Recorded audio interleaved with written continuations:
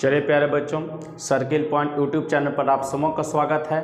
मैं एम चक्रवर्ती आप सभी विद्यार्थियों का जीके जेएस के श्रृंखला में एक बार फिर स्वागत कर रहा हूं। आज हम लोग का टॉपिक है पॉलिटी के क्लास से अंतरिम सरकार का गठन। ध्यान दीजिएगा, छोटा सा टॉपिक है लेकिन महत्वपूर्ण है। बिहार दरोगा हो, बिहार लोक सेवा आयोग बीपीएससी हो, ठीक है ना, मतलब ये सभी परीक्षाओं के लिए महत्वपूर्ण साबित होगा। छोटा टॉपिक है, क्लास को आप लास्ट तक देखिए और इससे जितने भी महत्वपूर्ण प्रश्न बन सकते हैं सब आपके सामने हैं। अगर आपको बिहार दरोगा और बीपीएससी की आप तैयारी कर रहे हैं, प्रारंभिक परीक्षा या मुख्य परीक्षा, इससे आपको सवाल बनेगा। तो सबसे पहले आ जाइए अंतरिम सरकार का गठन। ठीक है, अंतरिम सरकार का गठन किस योजना के द्वारा किया गया? पहला पॉइंट क्या बनेगा कि अंतरिम सरकार का गठन किस योजना के तहत किया गया? तो कैबिनेट मिशन योजना। किस योजना के तहत? कैबिनेट मिशन योजना। पूछेगा कि कैबिनेट मिशन योजना भारत में कब आया था? तो 24 मार्च 1946 को, 24 मार्च 1946 को कैबिनेट मिशन भारत में आया।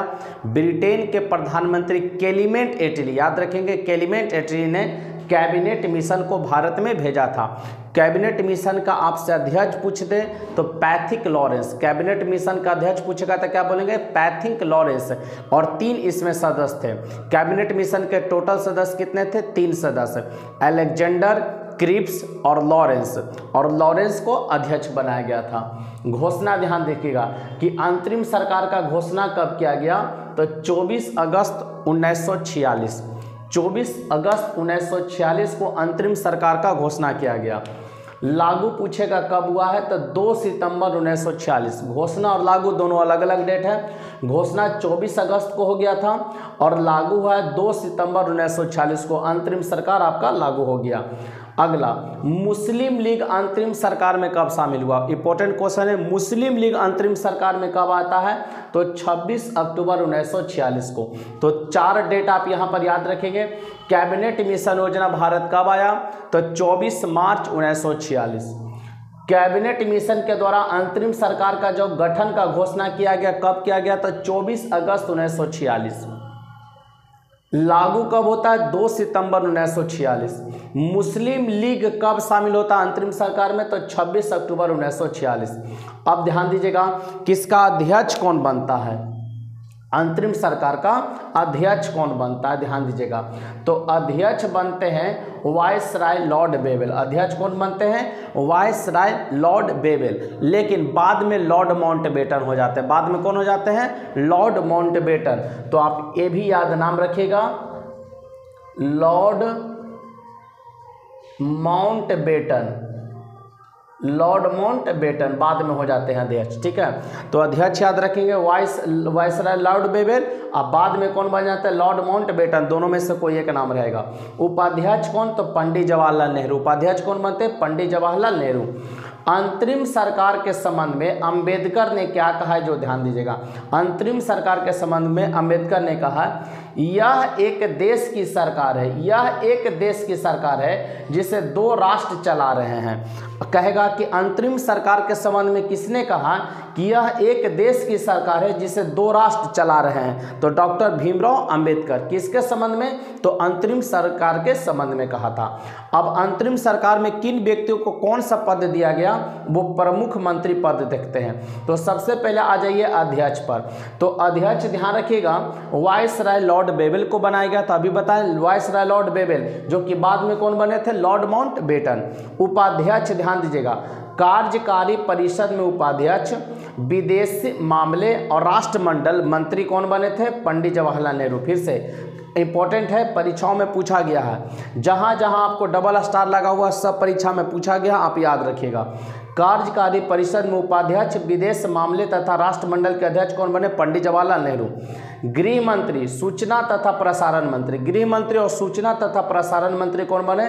सरदार वल्लभ भाई पटेल। एग्जाम में पूछा हुआ है, वहां पर देखेंगे टिक लगाया गया, सरदार वल्लभ भाई पटेल। गृह मंत्री, सूचना तथा प्रसारण मंत्री। चौथा ध्यान दीजिएगा, उद्योग तथा आपूर्ति मंत्री पूछेगा कौन बने? तो डॉक्टर जॉन मथाई। उद्योग तथा आपूर्ति मंत्री कौन बने? Doctor John Mathai. अंतरिम सरकार, एक क्वेश्चन आपको बिहार दरोगा हो या बिहार बीपीएससी का एग्जाम आप दे रहे हैं, इससे अंतरिम सरकार से एक मंत्री आपको जरूर पूछता है, एकदम याद लीजिएगा, हल्के में मत इसको लेंगे। उद्योग तथा आपूर्ति मंत्री बताए जॉन मथाई। रक्षा मंत्री सरदार बलदेव सिंह। रक्षा मंत्री कौन? सरदार बलदेव सिंह। एग्जाम में देखिए पूछा गया, डबल स्टार लगा दिएंगे। शिक्षा मंत्री कौन थे? सी राजगोपालाचारी, चक्रवर्ती राजगोपालाचारी। अगला, कार्य खनन तथा बंदरगाह मंत्री। कार्य खनन तथा बंदरगाह मंत्री C S Bhabha. C S Bhabha. खाद्य एवं कृषि मंत्री। खाद्य एवं कृषि मंत्री, स्टार लगाया हुआ है, एग्जाम में पूछा हुआ, याद रखेंगे।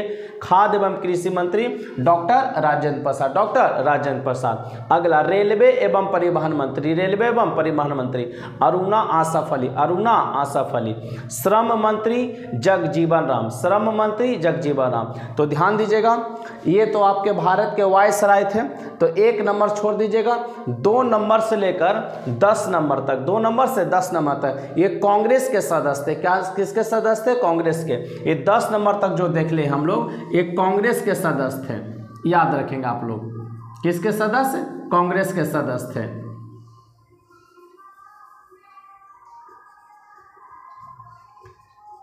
कांग्रेस। अब 11 से लेकर 15 तक जो सदस्य है वो मुस्लिम लीग के। 11 से 15 तक जो भी मेंबर होंगे वो मुस्लिम लीग के मेंबर थे।